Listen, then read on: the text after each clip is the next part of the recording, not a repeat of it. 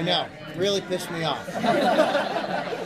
Yeah, you know, it's certainly in the process of developing a personality of his own. The scary thing is that he's getting stronger and stronger, and Elliot is doing everything he possibly can to try and repress this other side of him, and that's not something that Mr. Robot will ever be happy about, and that's not what he wants. And there's a path that we're on, and I want to keep walking that particular path.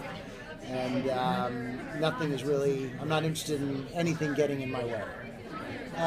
Look, there's certainly a possibility. I mean, she and I did have a couple of scenes in the first season where we did have some interaction, and any of those opportunities where I actually get to fully inhabit Elliot and take over completely and sort of keep him in the dark.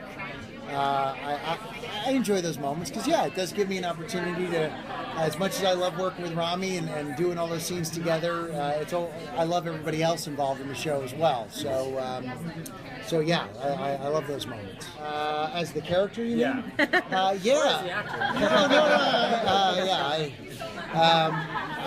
I loved that. I mean, that moment made me.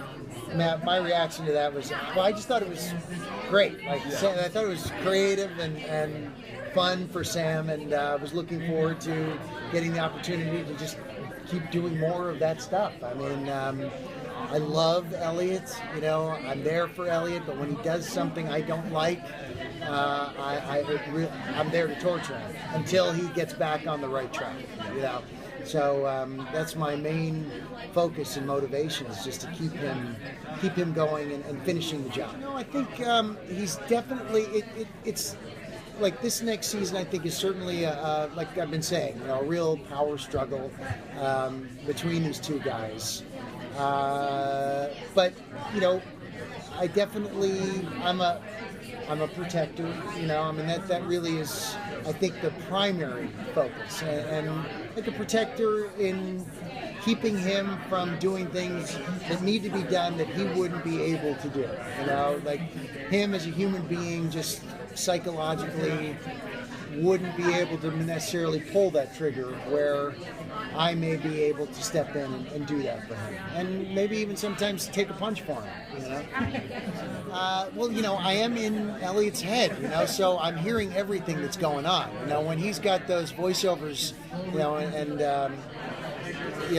usually he has somebody reading the voiceover to him through an earbud or earwig, whatever those things are, and so I get those things as well. So I know everything that's going on, and I love it. It's like it's so fun, but then there are moments, of course, where he thinks he's pulled the wool over my eyes, and I think I've pulled the wool over his eyes, and it's a very, very interesting and bizarre dynamic, and I think Sam has been extraordinarily creative and continues to push it and take it in directions that I've found to be very unexpected and unusual.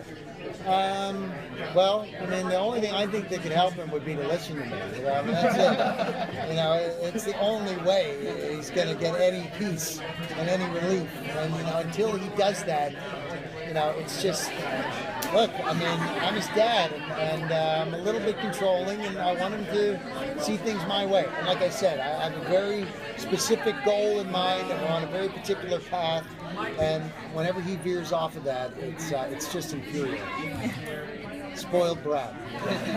It's really frustrating.